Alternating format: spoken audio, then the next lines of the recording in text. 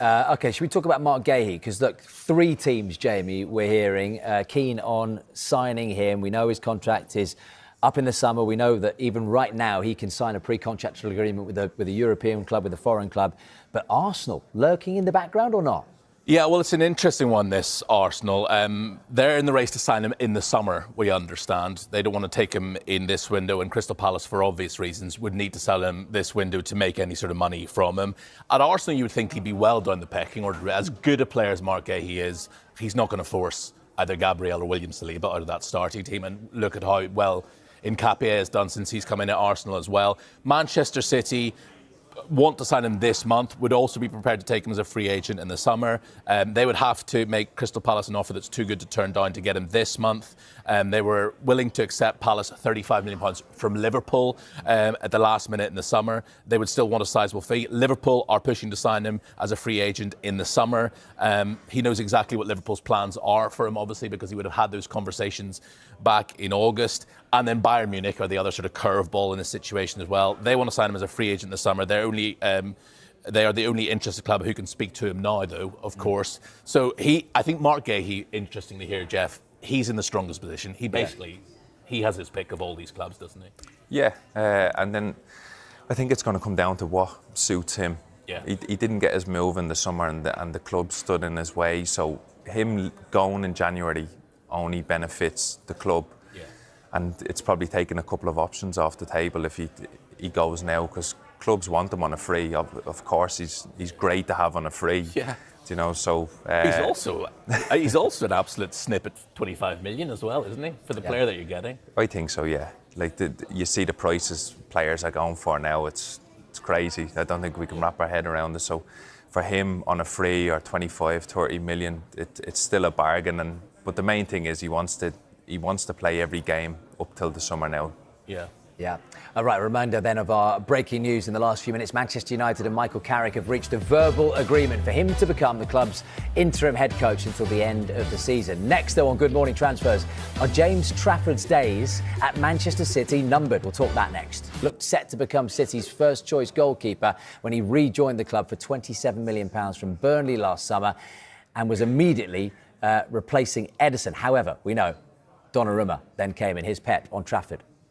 Understand the situation. The situation of the keeper is completely special, right? Because play one or the other one. It's not like some players you can play in different positions and you can do it that. But what I said, we count on him, we want him, and what's going to happen at the end of the season with it. I think you said a couple of weeks ago there's no question of him leaving on loan this month. That's still the same, obviously. But you would review it in the summer, would you? With him?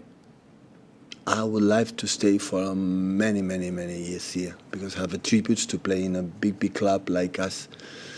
But, you know, situation of the keepers is special, is different, and we'll see what happens at the end of the season.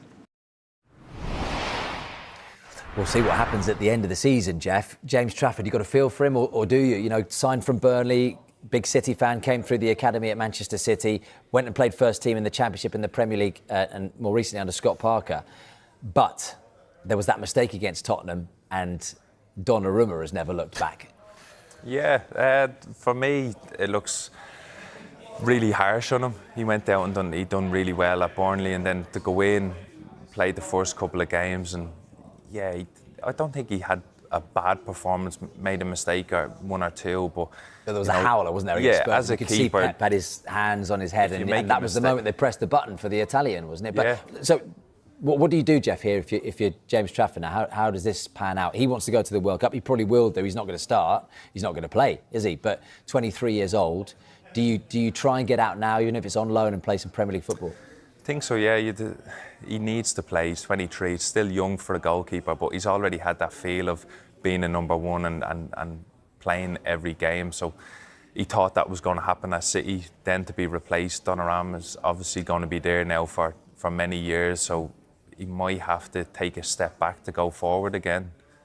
Yeah. But Donnarumma. Well, I was about to say that there's actually not much between them. Donnarumma's only 26 years old. Right, I think of him as so much older. Yeah. He's been around forever. 3 years between them. Yeah. I mean, it's not as if it's apprentice master sort of thing. It is in terms of experience. Yeah, exactly. If you look at Donnarumma, then if he's 26, he's got Another 12, 13, 14 years in him, really. So exactly. like Those I said, Italian goalkeepers, they've got good genes, haven't they? They go on till their 40s. So, Jamie, you've got a bit of news, haven't you, coming out of Sky in Italy regarding Manchester City's captain? yeah, we don't just throw this show together, Will. That shot that we just had of James Trafford, can we see it again? Who's the man standing right in front of him in that picture? Bernardo Silva. And Juventus are one of the clubs interested in signing Bernardo Silva as a free agent this summer on a free transfer, according to Sky in Italy. Still only 31 years of age, Bernardo Silva. And again, it seems like he's been around for such a long time, but a quality player, and Juventus, one of the clubs, but you can imagine a lot of clubs will be lining up to get him this summer because he signed a contract extension, a 3-year contract extension in 2023 with City, so he would be available gratis this summer, and what a player you'd be getting there in Bernardo Silva. Do you think if you were Pep, that they'd try and keep him again? I think, reading between the lines,